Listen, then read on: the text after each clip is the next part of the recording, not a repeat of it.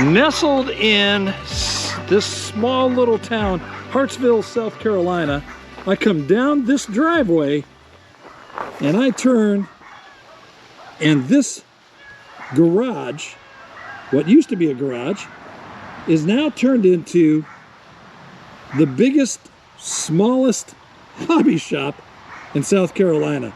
We're gonna go into Bandit's Hobbies.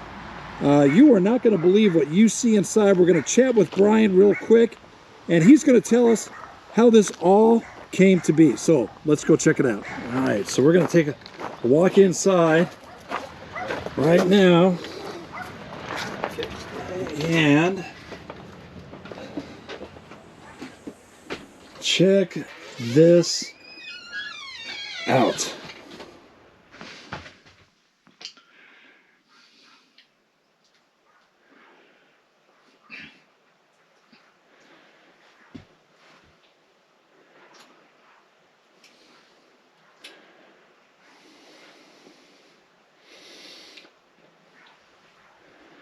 Brian, this is proof that you can put an awful lot of railroad in a small space.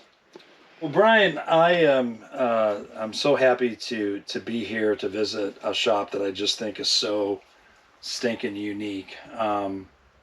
So your kind of slogan on your website is the, if I remember right, the biggest, smallest, the biggest little hobby store in South Carolina. South Carolina. Yeah, that's a wonderful. And we also, on one of our websites, we said we're South Carolina's #2 hobby store. There you go. I'm thinking about changing it to the America's #2 hobby store. Oh, I like that. That's pretty cool. All the rest say they're #1. Yeah, right? sure, right. Somebody has to be Somebody got to be two. But anyway, I love it. Yeah. So, Brian, tell me how you got in this business to begin with. My hobby was radio control back in the 80s. And the store sort of was an outgrowth of that hobby. And we started out with actually a building with an indoor racetrack, but I was still working. Right. Okay. And what was your profession? I was a project manager with one of the largest contractors in the world. Okay. And I was all over the place. Right. So anyway, I think I was about 92 or thereabouts. I was in, I believe, Indianapolis. We were working up there. And my wife called me because she was keeping the store while I was home every other weekend. Okay. And so she called me. She says, I got an idea. And I said, what's that? And she says, well, I don't see the RC guys except when you're home every other weekend. And so what do you think about we just tear out the racetrack and get rid of the pit tables, and we just put in some shelving and just have a store? Okay. So I said, well, if you think that's the way we should go, because you're there more than I am, right, that's your call. And she said, great, already done it. Okay. Good thing she asked your permission. Yeah. Forgiveness, I guess, it was better. There you go. But anyway, a few years later, the Florence Hobby Center ended up closing. Okay.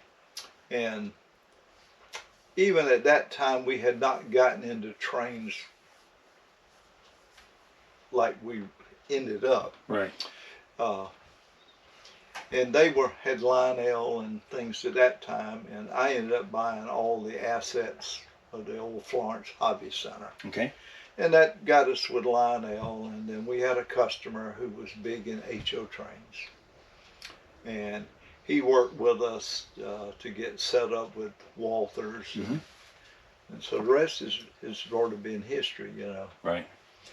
2014, a gentleman walked in our building over in Darlington, and he wanted the building worse than we did. So as a result... and when did you open that building?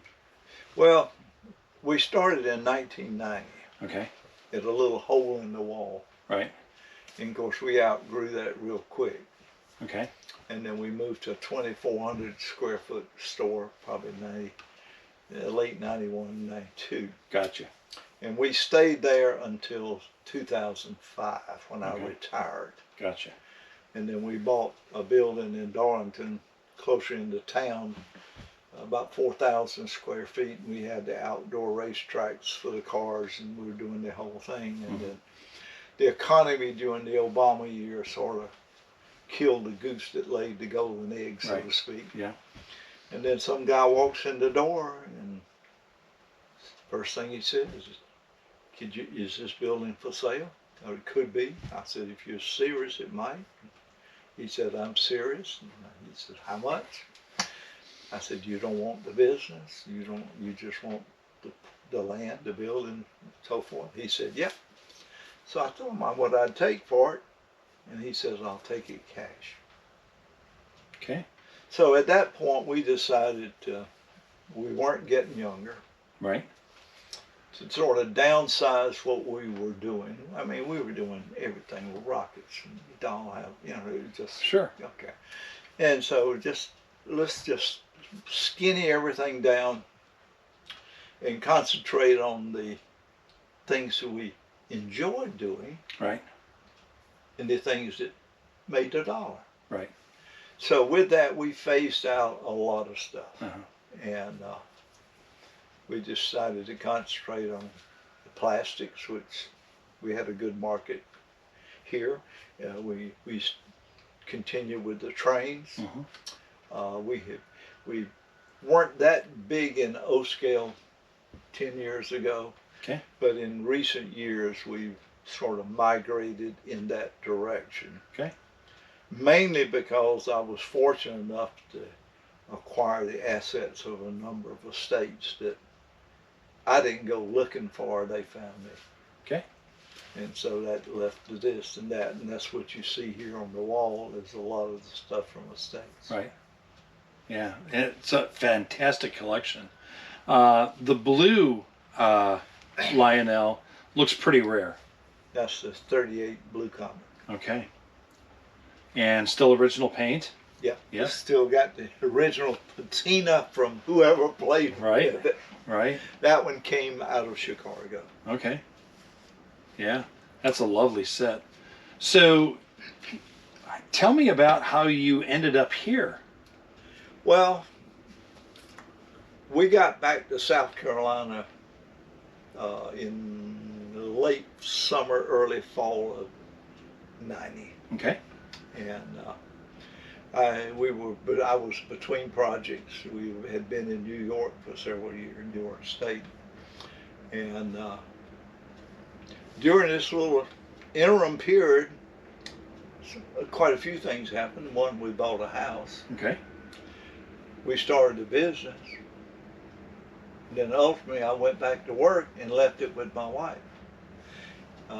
Her mother, who was elderly, had been living in Florida by herself, and she was having some issues. So in this interim, she decided to sell her house, and she moved in with my wife and I, which prevented my wife from traveling with me like we used to do. Sure. And then, of course, the store. Right. So my wife ran it for 15 years, only seeing me every other weekend. Yeah, sure that was pretty hard on her. No, she liked it. Yeah. She liked running the store, or she liked you gone every Well, it's or a combination. we were fortunate because I'd make 2 trips home, Right. and then the company would fly her on the 3rd trip wherever I was. Oh, nice. So she would close the store early, fly out on Thursday nights, and we got to wander around and visit places, New Orleans and Dallas. Yeah. And pretty much on your company's time. Yeah. Yeah. No, that's great. That's awesome. So that's the way we did it for 15 years. Okay. And then when I retired finally in 2005 and came home, she said, it's not enough here to keep both of us busy. Right. So it's your store. I'm going to get me a job. So she went to work for the governor's school here in Hartsville, Right. and she just retired after 18 years now. Okay. So. Nice. So how long have you been, how long has the store actually been here? Bandit Hobbies, the store visit this Yeah. location. Yeah. We came here in 2014. We Okay. got open by the Christmas of 14. Okay. Now what's really unique is, well, the whole property is unique in and of itself. I mean, it's just not something that you typically find and see. But your main store is in a what, a 2-car garage, essentially, just reconverted? Yeah, when we bought the property, that was a 2-story Dutch barn, Right. with a garage downstairs. Okay. The guy who we purchased the property from, he did body shop work, Okay. and that was the way he did his paint work inside. Okay. All right. And then this looks like it's This was a built, large shed or well, large building, it was, outbuilding. Yeah. yeah, this was built in 2022 Okay. because trains were beginning to cover me up. I didn't know where it had to have a place. Right. And so we did this like in the fall of 2022, I believe it Okay. was. They built it here on site. It wasn't brought in. Got it. Okay. And, my wife and I finished up the interior, and then I had a carpenter come in and put the second story in it for me. So. Yeah. No, this is just so cool. I mean, it's not your typical hobby shop, which I think it's really neat. It's almost like it needs to be a destination place. Well, I've had several people make comments. I remember one review was we were the best kept secret. Yeah. Yeah, I could see that. Because I mean, if it wasn't for GPS and your small little sign, I would have bulleted right by. Well, you know, we've had people say, well, oh, I don't know how we find you. Yeah. But our first customer was a young man from Sweden. Oh, wow. Okay. Well, he managed to make it. Yeah, and so I say, if this guy from Sweden can find us, the people in town have no excuse. Yeah. I mean, Yeah, sure. and I asked the guy, I said, what brings you here? And he said, you know, it was his story. Well, he went on a holiday for 3 months. Yeah. And he booked passage on a container ship. Really? Okay. You know, they do carry passengers. Yeah. I mean, but it's not Carnival Cruise Lines Yeah. either. Yeah. Okay. Right. And he ended up on the West Coast.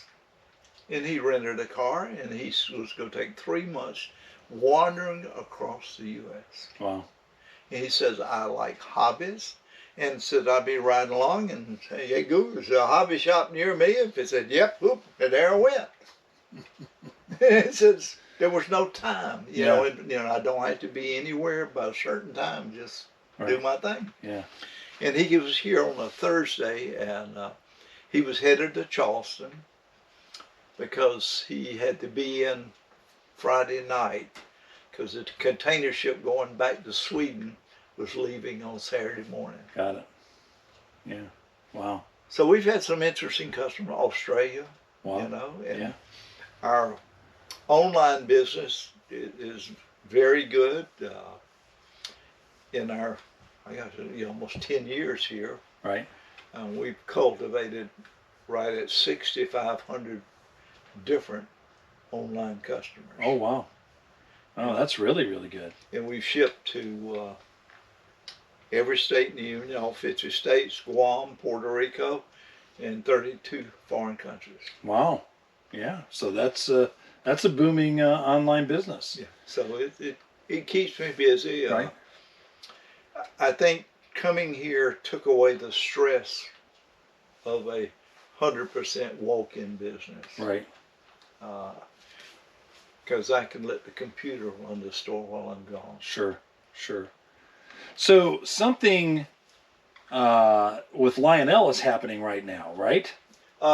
December 6th. Okay. That's the National Day of Trains. Okay.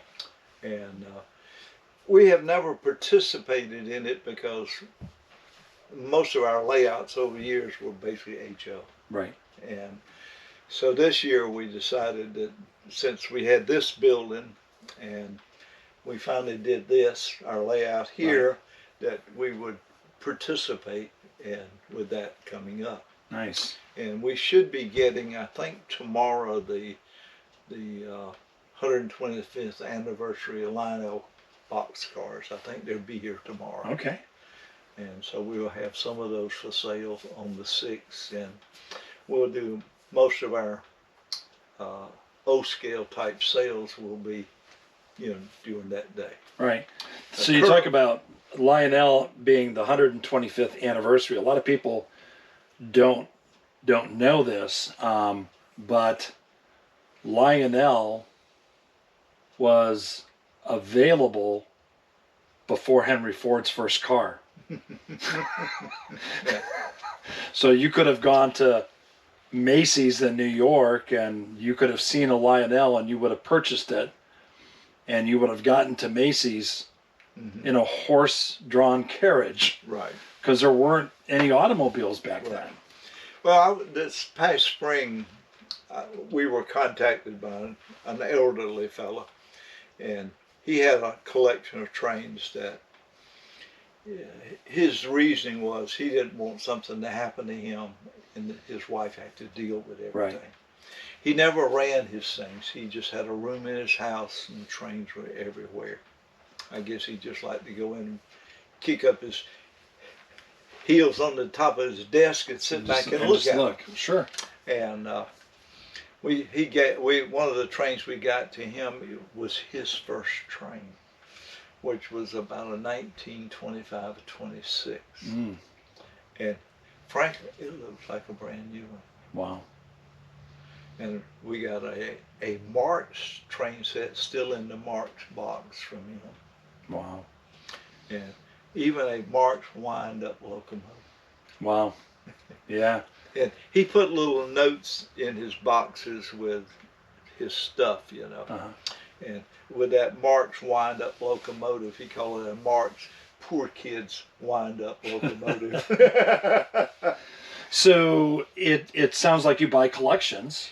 If they find me, I don't go. You don't go looking for them. You could spend $1 million if you go out and start looking. Sure. Yeah. Yeah. And down here,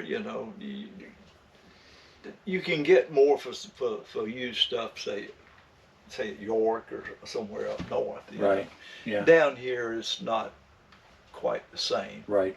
And as my service guy made the statement one day, he said, a lot of people got into trains when they were in their 20s and 30s, thinking they would be an investment for the future. Right. But what has happened, too many of them old gray-headed fellas have died. Yeah. And the market is sort of flooded with the stuff. Right. Yeah. So it doesn't sound like you do any train shows. no, at my age, yeah, I'm beyond right. that. Sure. Yeah. Sure. But you mentioned service. So do you service Lionel? We do. Okay. We're the only service center listed by Lionel in the state of South Carolina. Okay.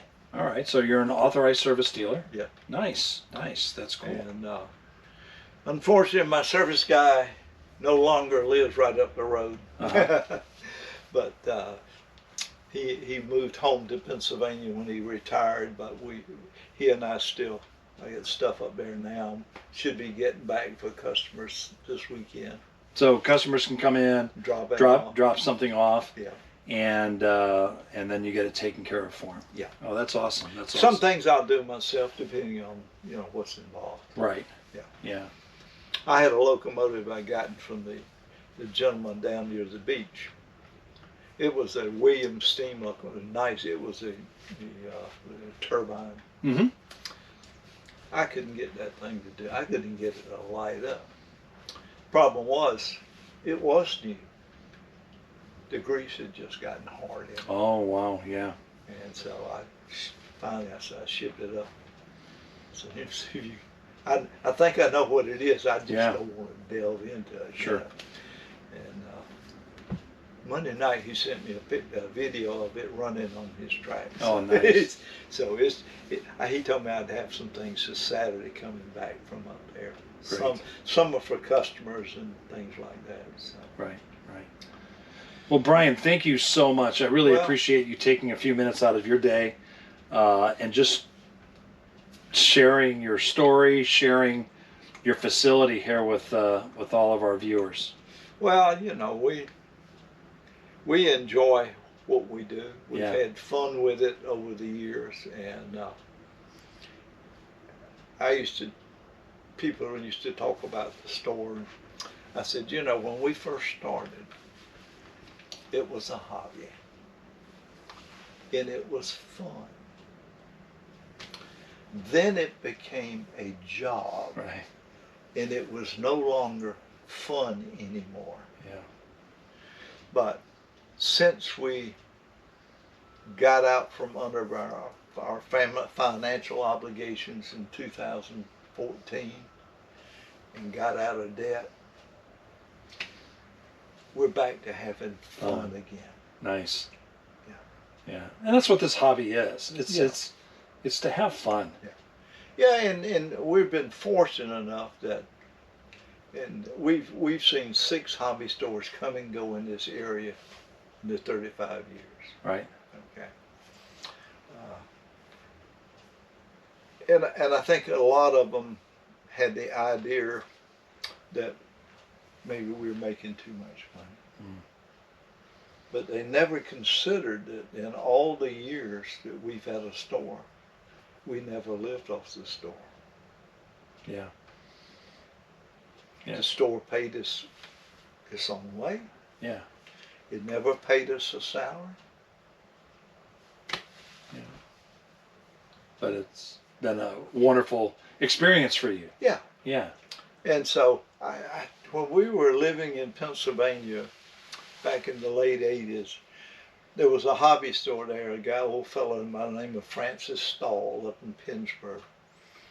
And I used to go up there a lot because he did radio control and so forth. Right. But he'd been around for many moons, and he and I used to sit there sometimes after hours. There's one of the little hobby stores, the little 2-story building, hobby store downstairs. He lived upstairs, Right. you know. So we sat around many an evening, beating about the pros and cons of owning a hobby store.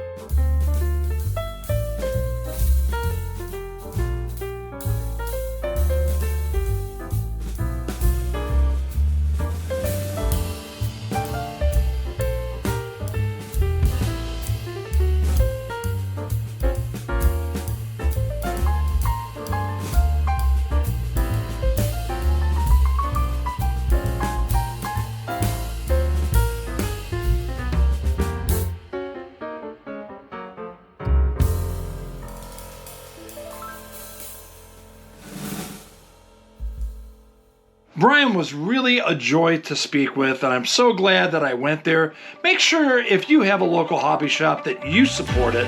Have a wonderful day, and you all be blessed.